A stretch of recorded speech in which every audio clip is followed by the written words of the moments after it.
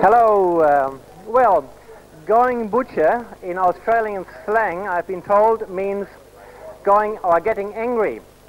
Well, we are going butchers today, but we are not getting angry at our local butcher here on Pinjarra Road, Graham from Better Value Meat. He invited us to show us a few different cuts of meat, and he will also show us how to bone some lamb and mutton. Well, I would like you to have a look at the display cabinet at Better Value Meat here on Pinjarra Road and see what he has prepared for us. And we will then go behind the scene, and Justin will show you how to prepare the different cuts and have them ready for your dinner table at home or to take to a barbecue, to the barbecue area. Right, follow me around and we meet Justin and let him explain to you what is involved in getting all these fine cuts of meat ready for your dinner table. Well, first of all, I would like to introduce to you the 2IC, that's the second in charge at Better Value Meat. That's Justin Howe, and he will demonstrate and show to you the different cuts of sheep from lamb to mutton and what to look for when you buy the different cuts. I'll leave you with Justin Howe and let him explain to you how to distinguish between the lamb, the mutton and the hogget. Right, Justin? Right, Ron, yes. Well, first I'll show you the lamb, which is just here, prepared loin.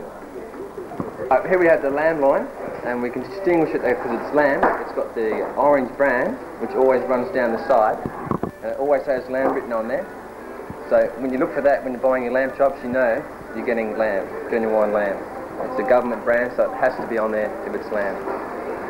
And also, as we move across, we've got our hogget, which is also a government branded hogget.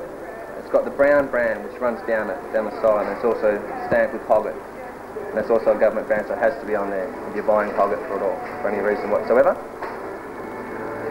Next up, we have our mutton loin, which is the same again, but it's a lot older. Again, it's the toughest of all the lamb you'll get. And this is the plain brand, and it's generally the cheapest that you'll come across. So that's what you look for if you're buying those sorts of cuts. And now, what would you suggest for the breakfast table, which cuts and which chops? Well, for breakfast time, you can't go past the lamb loin chop, which is this one here, the lamb branded. It's a nice tender meat. It's always tender. And this time of year, it's the best time to buy the lamb. It cuts off beautifully, and we can just mark that through with our knife and cut it on the saw. It makes wonderful chops. It's all the time. It's good. And the hogget and the mutton chops, what would you use those for? The hogget chop, I tend to use them for the barbecue. I tend to be barbecuing sort of a meat because they come up all right. They're a bit cheaper, so you can afford to feed the guests, as always. The mutton chop, well, then again, you could use that for barbecuing again if you wanted to, or it makes a good stewing sort of a chop, or a nice marinated chop if you wanted to do it that way.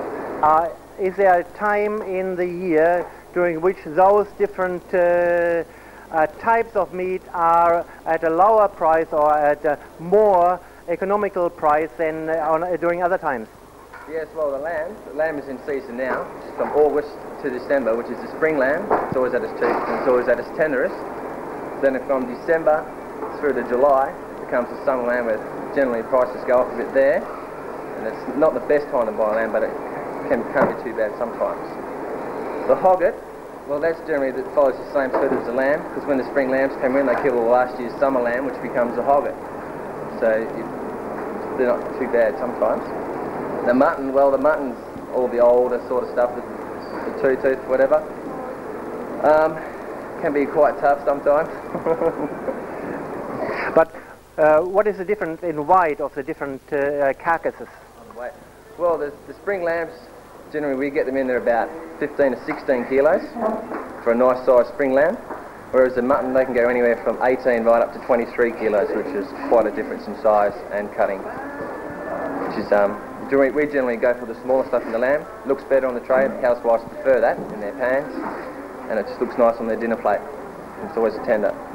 Alright, this is Stuart here, and at the moment he's fleecing out a mutton trunk, which he's done that pretty quick, as you can see.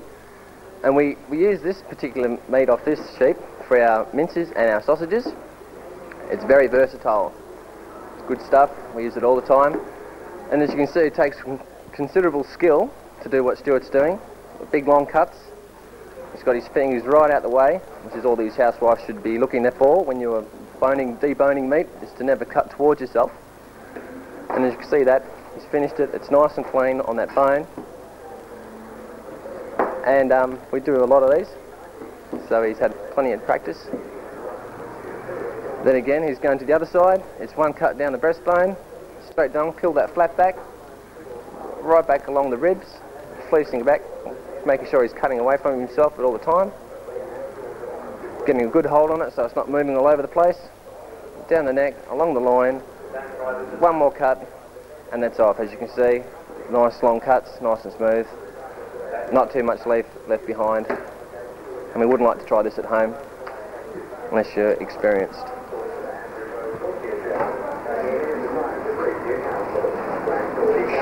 Now he's taking out the shoulder blade, he's cutting along the shank, down the quad bone, over the shoulder, the scapula, which is the blade there, along the quad bone again, freeze it up, just one pull, and it pulls out just nicely there, no meat left behind. A true professional.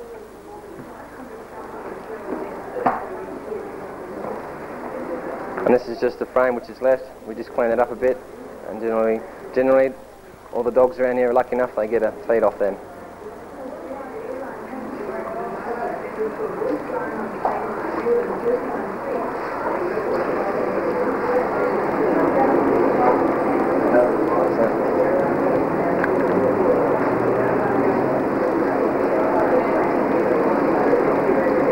Stuart's just fleecing the moat, taking the wings out between the ribs. We don't like to throw too much away. It all goes into small goods.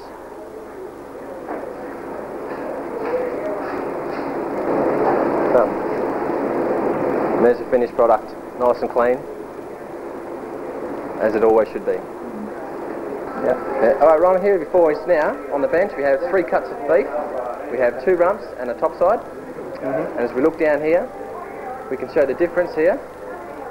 This is a nice piece of rump, nice full rump, with the particular gold brand down the side, which means it's under 2 years old, and it's called a superior gold brand by the government. It has to be on there if it's under 2 years old. Whereas this particular rump here is an older steer rump. It doesn't seem to have any gold brand down the side. So generally the steer rump is a lot cheaper to buy over the counter than as its counterpart, the gold branded rump, which is the superior one there. And this one here is the top side, a full beef top side. Then again it has the gold brand running down the top, which means it's under 2 years old and it's of good quality. Right. Now, the difference between what would I use for a good barbecue steak, Justin? Well, I'd have to go for the rump steak, the gold branded rump steak. It's very tasty, it's got a nice flavour, and it's always tender. As you can see, I can take a slice off and show you how we cut it. Right, so we get the knife out. Just like to cut it straight through, holding it firm. Running it straight down the side there. We get a nice cut of rump, which should be superb for the barbecue, as you can see. And look at the finished product there. Whereas the steer beef, which is over here, we can take a slice off that, just to show you the different colours that you'll find. As you can see, the steer beef seems to have a lot of marbling through it, which generally indicates that it can be a bit older and a different breed of beef. Whereas its counterpart, the baby rump, seems to be free of fat and no marbling through there. So I generally have to go for the baby rump for the barbecue, as to this steer rump. Right, now the topside, what are we going to use the topside for? Well, the topside's very versatile in itself again. We can take slices off the front of that, and we could probably use that for a barbecue steak as well, but it'd probably be best if it was put through the tenderising machine, just to break up the meat fibre. It tends to be pretty well knitted together, which means it could be a bit tougher. And it also makes a nice braising steak, because I can take a slice off through the top side. You see, we don't like to cut it too thick, because of the tissue fibre, it's all very close together. As you can see, it's very nice.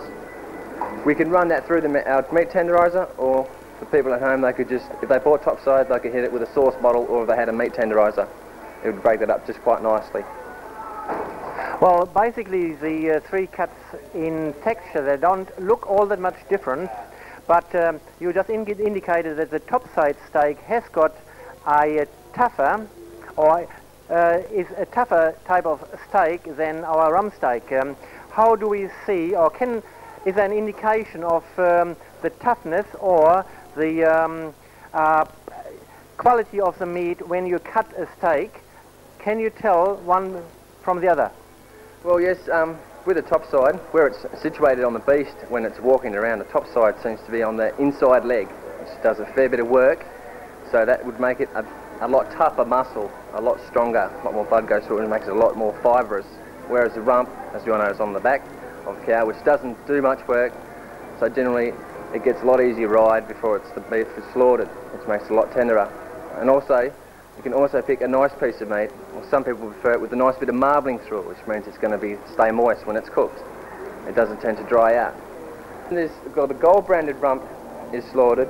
When it is slaughtered, it goes around on the chain and it has 5,000 volts of electricity pass through it, which causes lactic acid to start to generate, which means it's going to be tender hung, is another reason why they stamp that. Okay, here we have the three cuts of meat again. We have our prime quality rump steak here, our top side again, and our steer rump.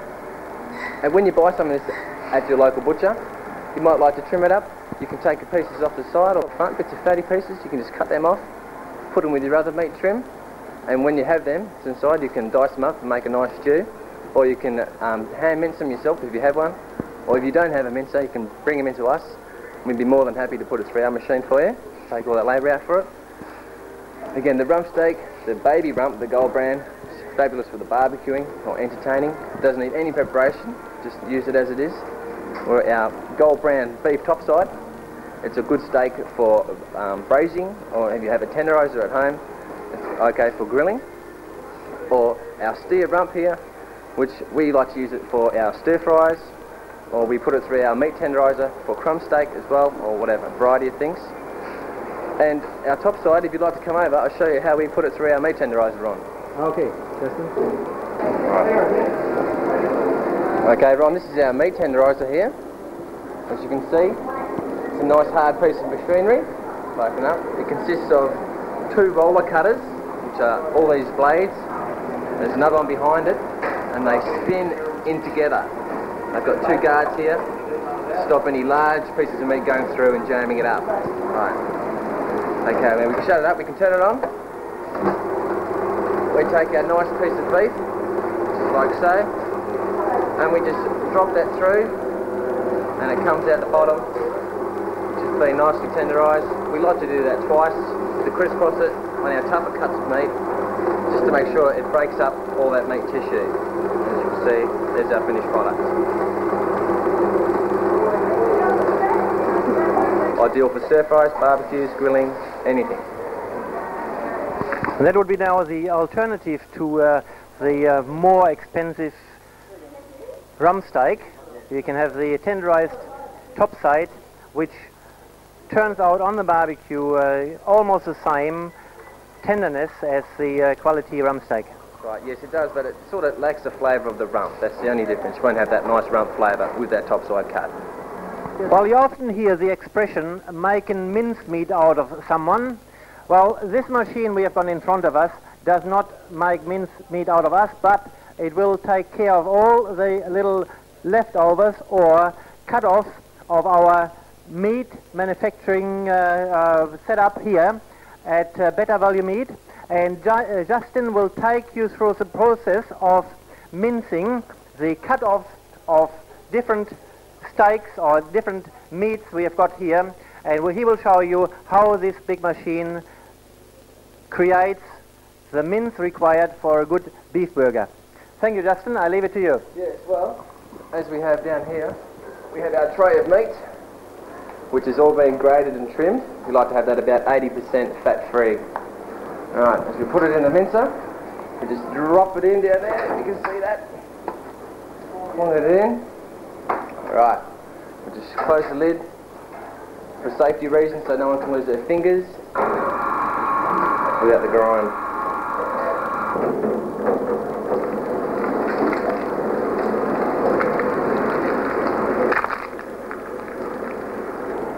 Right, we put it through once, and we just like to scrape all the excess off the plate. We put that in the bucket.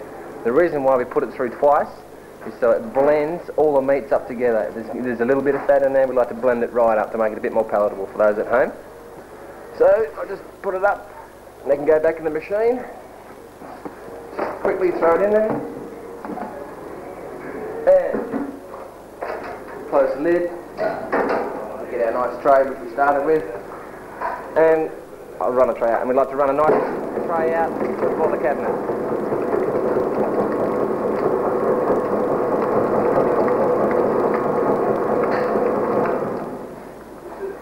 And there you have it, a nice fresh tray of lean beef mince.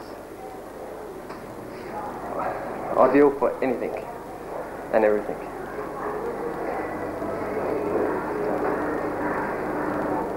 This is the mince that we made earlier on. As you can see, it's come up quite well. And what I'd like to show you now is our selection of homemade sausages, which we all make ourselves here on the premises.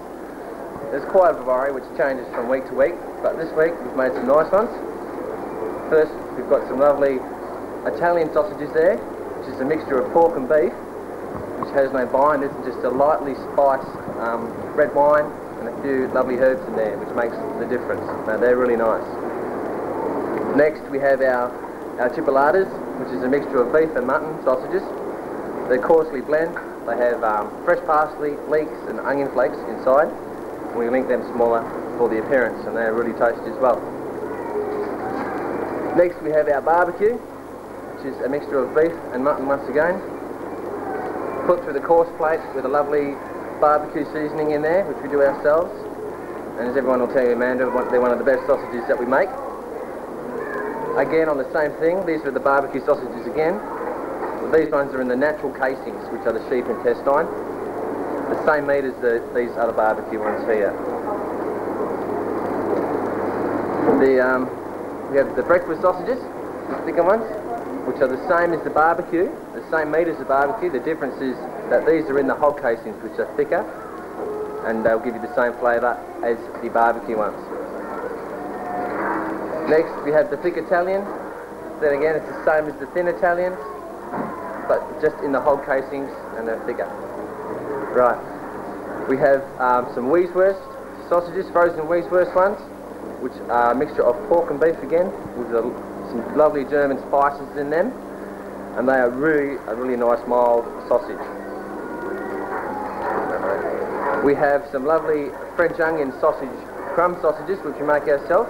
Here we have 3 different varieties. We have herb and garlic, French onion and tomato and onion, but these particular ones are French onion. They're great for the kids, for hamburgers or anything like that. Next we have our celiac sausages, which are these particular ones.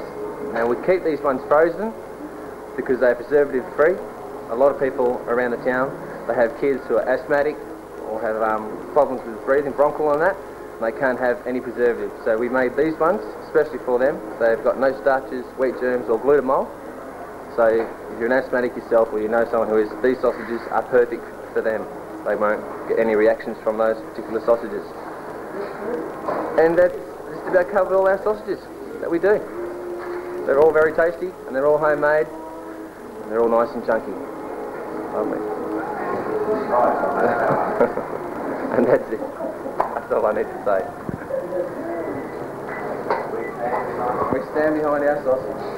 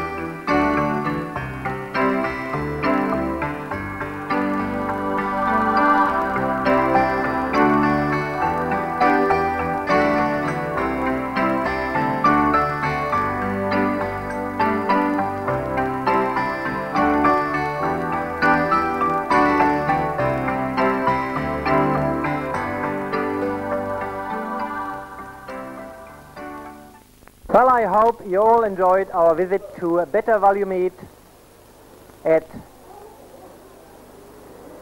on Pinjarra. Well, I hope you all enjoyed our visit to Better Value Meat on Pinjarra Road, opposite the post office, and I thank Justin very much for showing us the different cuts of meat and the sausages. They look very, very delicious. The sausages they make themselves here on the premises. So next time you buy your meat or sausages, come and see Justin, and he will help you pick the best barbecue steak and sausage for your next barbecue. I thank you very much, Justin. It's a pleasure, Ron. And I hope all our viewers have learned a little extra today where and how to buy a good cut of meat. Thank you very much. Thank you. Thank you. Thank you.